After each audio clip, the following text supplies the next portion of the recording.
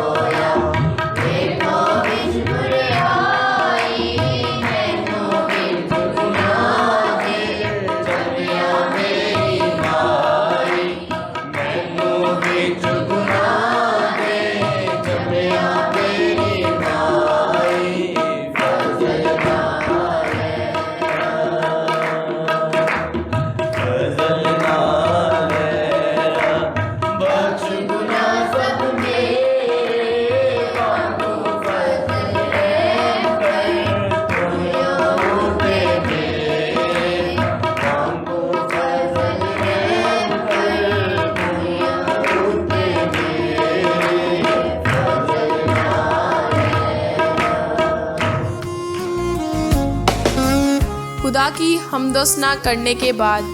ہم خدا کے بندے کے وسیلہ سے خدا کا کلام سنیں گے۔ مسیح میں آپ سب کو سلام۔ میرے ساتھ نکالے گا متی کی انجیل، اس کا 5واں باب اور اس کی پہلی 2 آیات۔ بھائی وسیم کے ساتھ مل کر تلاوت کریں گے۔ وہ اس بھیڑ کو دیکھ کر پہاڑ پر چڑھ گیا، اور جب بیٹھ گیا تو اس کے شاگرد اس کے پاس آئے، اور وہ اپنی زبان کھول کر ان کو یوں تعلیم دینے لگا۔ خداوند کے زندہ کلام کے پڑھے سنے اور سمجھے جانے پر خداوند کی خاص برکت۔ کلام مقدس میں کئی ایسی آیات ہیں جو عام طور پہ ہم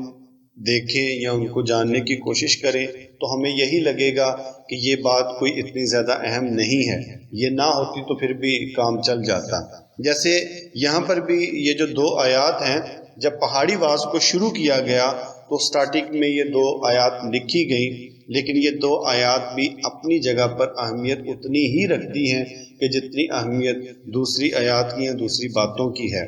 وجہ کیا ہے کہ آپ اکثر یہ دیکھتے ہیں کہ یہ ساتھ ضرور مینشن کیا جاتا ہے کہ خداوند یسوع مسیح کس جگہ پر موجود ہیں، یعنی وہ کشتی پر ہے تو بتایا گیا کہ کشتی پر وہ کھڑا تھا، وہ ایک مکان کے اندر ہے، وہ بھیڑ کے بیچ ہے، وہ ایک گھر کے درمیان ہے، یعنی جہاں جہاں بھی اس نے بات چیت کی ہے، جگہ ساتھ اس لیے اہمیت رکھتی ہے کہ یہ بتانا مقصود ہوتا ہے کہ ہر ایک شخص کو اس بات کا پتہ چلے کہ یہ بات کب کی گئی، کتنے لوگوں کے درمیان کی گئی اور اس کا مقصد کیا تھا۔ جیسے اکثر خداوند یسوع مسیح لوگوں کے درمیان جب ہوتے، بھیڑ کے درمیان ہوتے تو بات تمثیلوں میں کرتے۔ اب شاگردوں کو اس کی سمجھ نہیں آتی تھی تو وہ الگ سے پھر خداوند سے پوچھتے کہ یہ تمثیل ہمیں سمجھا دے، تو خداوند پھر ان کو وہ تمثیل سمجھاتے۔ تو اس لیے جو جگہ ہے اور پھر اس کے بعد جو بولنے کا انداز ہے، سٹائل ہے، ہر ایک چیز اہمیت رکھتی ہے۔ جب ہم ان 2 آیات کو سمجھیں گے تو ہمیں اس بات کا اندازہ ہوگا کہ یہ بیان کرنا، یہ 2 آیات لکھنا کیوں اتنا ضروری تھا۔ وہ اس بھیڑ کو دیکھ کر پہاڑ پر چڑھ گیا۔ ابھی ہمارے پاس بہت سی سہولیات ہیں کہ جب ہم کوئی بھی اعلان کرنا چاہتے ہیں یا پیغام دینا چاہتے ہیں تو ہم حساب لگاتے ہیں کہ جتنے ہمارے لوگ ہوتے ہیں اس حساب سے ہم پیغام دیتے ہیں۔ ابھی صبح کا جو ہمارا ڈیووشن ہو رہا ہے اور اس میں اگر لوگ زیادہ ہوں تو ہم کوشش کرتے ہیں کہ ہم سپیکر میں کریں، کیوں کہ ہر ایک کان تک آواز پہنچ سکے۔ جب خداوند یسوع مسیح نے یہ بات نوٹ کی کہ لوگ زیادہ ہیں، بھیڑ زیادہ ہے، اگر میں بھیڑ کے درمیان رہ کر بولوں گا تو میری آواز سب تک نہیں پہنچے گی، اور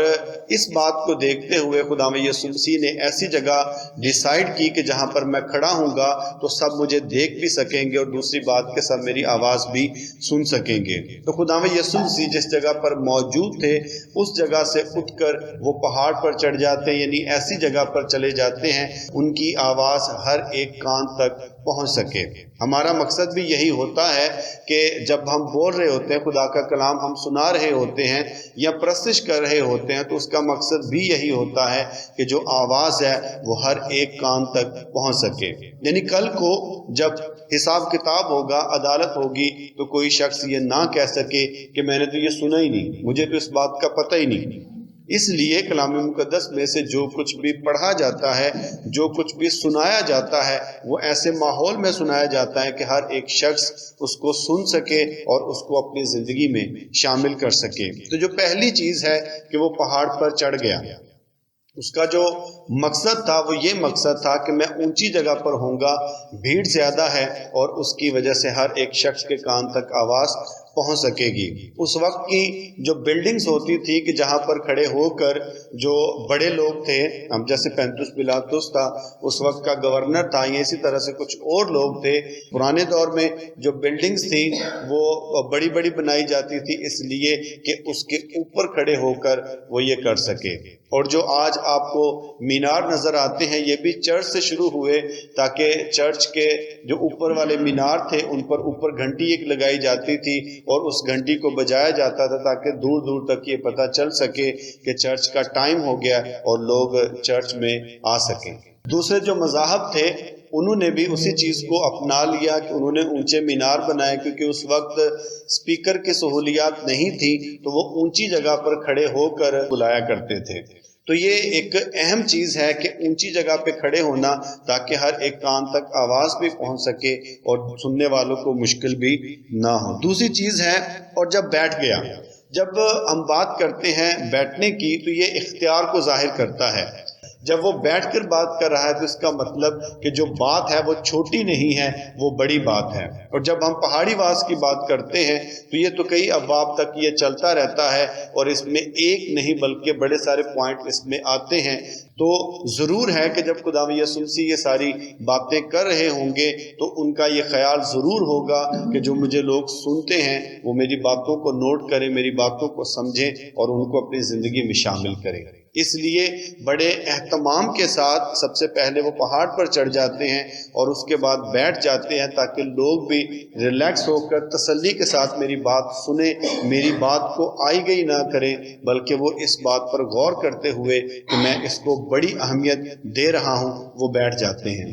بیٹھنے کے پیچھے ایک اور چیز بھی جو ہوتی ہے کہ جب ہم دوسروں کے ساتھ ایک بڑی خاص بات کرنا چاہتے ہیں تو ہم دوڑتے دوڑتے یا بھاگتے بھاگتے کبھی بھی نہیں کرتے۔ جب ہمارے لیے دوسرا شخص اہمیت رکھتا ہے تو ہم اسے کہتے ہیں جی مجھے آپ کا تھوڑا سا وقت چاہیے۔ جب وقت چاہیے ہوتا ہے تو ہم ایک جگہ ڈیسائیڈ کرتے ہیں اور اس جگہ پر بیٹھ کر ہم بات چیت کرتے ہیں تاکہ جو کچھ بھی مشورہ کرنا ہے وہ اس جگہ پر بیٹھ کر وہ مشورہ کیا جائے۔ اس لیے یہ چیز بھی اہمیت رکھتی ہے، بیان کرنا اہمیت رکھتا ہے کہ یہ کس قدر ضروری ہے کہ ایک مخصوص جگہ پر بیٹھ کر کوئی بات کی جائے تاکہ جو سننے والا ہے وہ بھی اس بات کی اہمیت کو سمجھے اور جو بات کرنے والا ہے وہ بھی اس کی اہمیت کو سمجھے۔ پھر اس کے بعد جو سب سے اہم چیز ہے،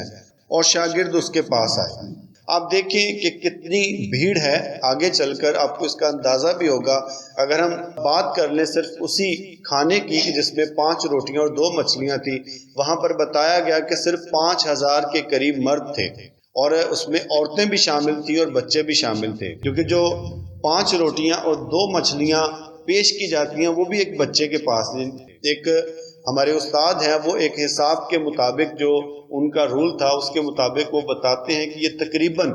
15,000 کے قریب لوگ بنتے ہیں کہ جو اس وقت وہاں پر موجود تھے۔ تو ایک اندازے کے مطابق یہ فگر نوٹ نہیں ہے، لیکن ایک اندازے کے مطابق یہ سمجھا جاتا ہے کہ اس وقت تقریباً 15,000 لوگ موجود تھے۔ تو 15,000 لوگوں کے درمیان جب شاگردوں نے یہ محسوس کیا کہ خداوند یسوع مسیح ایک پوزیشن بنا رہے ہیں، ایک طریقہ اپنا رہے ہیں کہ اب وہ کیا کرنے لگے ہیں، اب وہ بولنے لگے ہیں، تو شاگرد پاس آ جاتے ہیں۔ شاگرد کے اندر یہ خصوصیت پائی جاتی ہے کہ وہ اس بات کا انتظار کرتا ہے کہ ان کا استاد، ان کا رہنما ان سے بات کرے، اور جب وہ بات کرتا ہے وہ دنیا کا ہر ایک کام چھوڑ کر وہ اس بات کو اہمیت دیتے ہیں کہ ان کا استاد جب وہ بولے تو اس کی بات کو وہ سنے اور اس کو اپنی زندگی میں شامل کرے۔ یہاں پر جو شاگرد ہیں ان کی اہمیت بھی ہمیں نظر آتی ہے، اور پہاڑی باز اس بات کا ثبوت ہے کہ جو شاگرد ہیں انہوں نے یہ کر کے دکھایا کہ وہ پاس آ جاتے ہیں، کیونکہ شاگرد ہی بعد میں گواہ بنتے ہیں، شاگرد ہی بعد میں اس بات کا ثبوت ہوتے ہیں کہ ان کے استاد نے، ان کے رہنما نے کیا سکھایا، کیا بتایا، کیا دنیا کو وہ کہنا چاہتا تھا۔ تو اس لیے شاگردوں کا پاس آنا ضروری ہے۔ آج کے دور میں بھی اگر ہم دیکھیں تو وہی شخص پاس آتا ہے کہ جس کے اندر شاگرد کی روح ہوتی ہے، جو شاگرد کی طرح سیکھنا چاہتا ہے۔ اگر وہ شاگرد نہیں ہے یا صرف وہ دنیا کے سامنے وہ یہ کرتا ہے تو وہ اس کے دل کے اندر کوئی بات نہیں ہوگی، اس کی زیادہ سے زیادہ یہ کوشش ہوگی کہ چلے ٹھیک ہے جیسے کام چل جائے گا چلایا جائے گا، لیکن جو شاگرد ہوگا اس کے اندر تڑپ ہوگی۔ یسایہ کی کتاب میں بھی یہ بتایا جاتا ہے، وہاں پر بیان کیا جاتا ہے کہ وہ دعا کرتا ہے کہ مجھے شاگرد کی زبان بخش تاکہ میں جانوں کہ کس طرح سے میں تھکے ماندے کی جو درد میں ہے، تکلیف میں ہے، میں اس کی مدد کروں۔ تو ایک شاگرد جو ہے یہ بڑی اہمیت رکھتا ہے۔ اگر ہم کلام مقدس کا بغور مطالعہ کریں تو خداوند یسوع مسیح کی طرف سے جو ہمیں نام بخشا گیا وہ شاگرد بخشا گیا۔ ہمیں مسیحی یسوع مسیح نے نہیں کہا بلکہ خداوند یسوع مسیح نے صرف اور صرف ہمیں شاگرد کہا، اور یہی بات آگے کے لیے بھی کہی گئی کہ بس تم جا کر سب قوموں کو شاگرد بناؤ، مسیحی بناؤ نہیں کہا گیا۔ اس لیے شاگرد کی اہمیت ہے کہ مسیحیت میں جو شخص بھی آتا ہے وہ مسیحی نہیں بلکہ خداوند یسوع مسیح کے مطابق وہ شاگرد ہے۔ اس کے لیے یہ لازم ہو جاتا ہے کہ جب وہ اس بات کا فیصلہ کرتا ہے کہ میں مسیحیت میں آؤں گا یا میں بپتسمہ لوں گا یا میں چرچ میں آنا چاہتا ہوں تو وہ شاگرد بنتا ہے۔ اور جو دوسرا لفظ اب مسیحی استعمال کرتے ہیں یہ نہیں کہ اس کا کلام مقدس میں ذکر نہیں ہے، اس کا اعمال کی کتاب میں ذکر ہے کہ جب شاگرد انطاکیہ میں تھے تو وہاں پر لکھا ہے کہ وہ پہلی بار مسیحی کہلائے۔ جب اسی علاقے کی آپ ہسٹری میں جاتے ہیں، تاریخ میں جاتے ہیں تو آپ کو پتہ چلے گا کہ وہاں کے جو لوگ تھے وہ مسخرے تھے، یعنی وہ مذاق اڑانے والے تھے۔ تو جب شاگرد اس علاقے میں جاتے ہیں تو ان کی زبان پر ایک ہی نام بار بار آتا تھا اور وہ تھا مسیح۔ تو انہوں نے ایک مذاق کے طور پر یہ کہا کہ چلو یہ مسیح کرتے ہیں، ان کو مسیحی کہتے ہیں۔ پطرس کو آ کے بتایا گیا کہ وہ ہمیں مسیحی کہتے ہیں، تو پطرس کو یہ سننے میں اچھا لگا، یعنی وہ جو مسیح کو مانتا ہے۔ تو پطرس نے جب یہ سنا کہ یہ ہمیں مسیحی کہتے ہیں تو پطرس نے ان سب کے سامنے یہ اعلان کیا کہ ٹھیک ہے، اگر وہ ہمیں مسیحی کہتے ہیں تو آج سے ہم مسیحی ہیں۔ اس میں بھی کوئی برائی، کسی بھی طرح کی کوئی مشکل پریشانی نہیں ہے، لیکن میں یہ سمجھتا ہوں کہ اگر شاگرد ہی کہا جاتا تو کوئی بزرگ ہوتا، بچہ ہوتا یا کوئی بھی ہوتا، جب وہ یہ بات سنتا کہ میں ایک شاگرد ہوں تو وہ اپنے آپ کو ایک اسٹوڈنٹ سمجھتا، وہ یہ سمجھتا کہ میری ذمہ داری ہے، میں نے سیکھنا ہے، میں نے پاس آنا ہے تاکہ میں سیکھ سکوں، میں دور نہ جاؤں۔ جیسے اسکول میں کچھ ایسے بچے ہوتے ہیں کہ جو آگے بیٹھتے ہیں اور کچھ ایسے بچے ہوتے ہیں جو پیچھے بیٹھتے ہیں، جن کو بیک بینچر کہا جاتا ہے، اس لیے کہ بعض اوقات انہوں نے ہوم ورک نہیں کیا ہوتا، بعض اوقات ان کا کام مکمل نہیں ہوتا اور وہ اس لیے پیچھے بیٹھ جاتے ہیں کہ کہیں ایسا نہ ہو کہ ٹیچر کا مجھ پہ دھیان پڑے اور وہ مجھے کہے جی سبق سناؤ، یعنی انہوں نے کام اپنا مکمل نہیں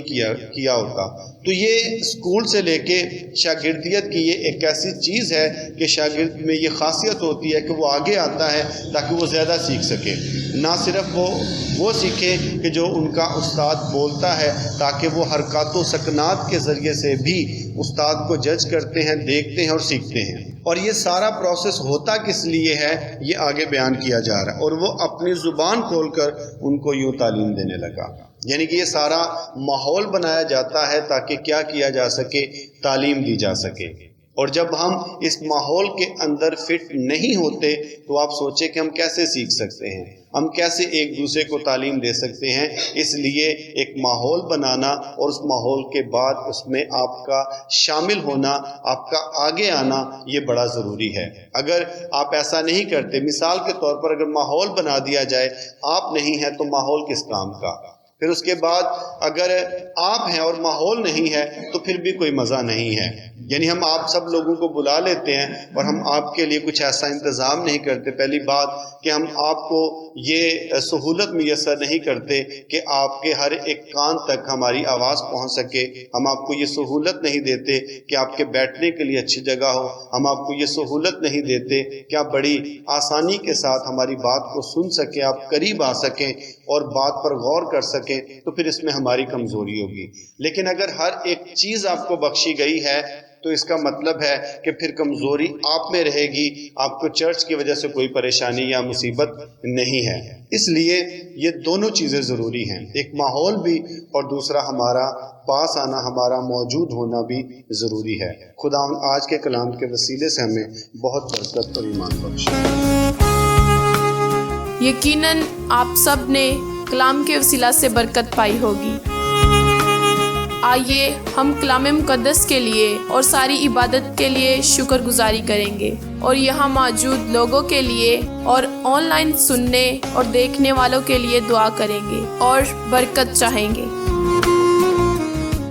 بزرگ آسمانی باپ، ہم تیری شکر گزاری کرتے ہیں آج کے دن، اس وقت اور اس لمحے کے لیے جو تو نے ہمیں بخشا، کہ ہم تیری حمد کریں، تمجید کریں اور تیرے نام کو دھن باد کہیں۔ شکر گزاری کرتے ہیں آج کے خوبصورت کلام کے لیے جو ہماری ضرورت کے مطابق ہمیں بخشا گیا۔ دعا ہے کہ یہ پھلدار ثابت ہو اور ہم 30 گنا، 60 گنا اور 100 گنا پھل لانے والے ہوں۔ شکر گزاری کرتے ہیں عبادت میں شامل تمام لوگوں کے لیے جنہوں نے تیری حضوری میں آنا اہم سمجھا۔ ان سب کے لیے تیری برکت، سلامتی اور ایمان میں بڑھوتری کی دعا کرتے ہیں۔ اسی طرح شکر گزاری کرتے ہیں ان سب بہن بھائیوں، بچوں اور بزرگوں کے لیے جو آن لائن اس عبادت میں شامل ہوں گے۔ ان سب لوگوں کے لیے تیرے حضور سے برکت، سلامتی اور ایمان افروزی کی دعا کرتے ہیں۔ دعا کرتے ہیں ان سب لوگوں کے لیے جو بڑے ایمان کے ساتھ اس عبادت میں شامل ہوئے تاکہ اپنی بیماری کمزوری سے نجات پا سکیں، اور اسی طرح آن لائن بھی جو ایمان کے ساتھ شامل ہوتے ہیں وہ شفا پائیں اور تیرا یسوع نام ان سب کی زندگیوں میں عزت اور جلال پائے۔ فضل بخشنا کہ ہم کل کے دن بھی اس عبادت میں شامل ہو کر تیرے حضور سے برکت، سلامتی اور شفا پا سکیں، آمین۔